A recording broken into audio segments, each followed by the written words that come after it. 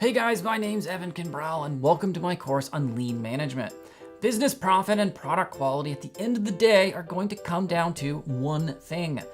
Not how much money you've raised, not how many happy hours for team morale that you've run, not how many Ivy League PhDs you hire. It's going to come down to the processes you use throughout your company.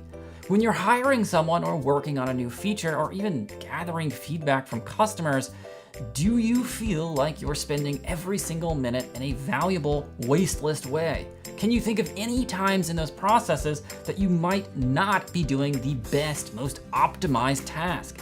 Chances are that you can, and that's why we're going to cover lean management in this course.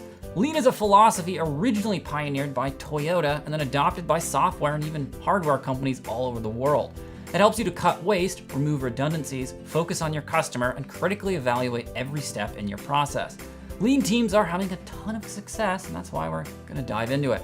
By the end of this course, you'll have a great understanding of the principles of lean management and production, and how to optimize a production process to maximize customer value, and why all that matters in the long run. In this course, we'll cover how you can effectively lead and improve your team using lean principles, eliminate unnecessary tasks and delays from your production process, reduce mistakes, overproduction, and overprocessing caused by your workflow, map out, analyze, and optimize your own process, build a lean culture within your organization.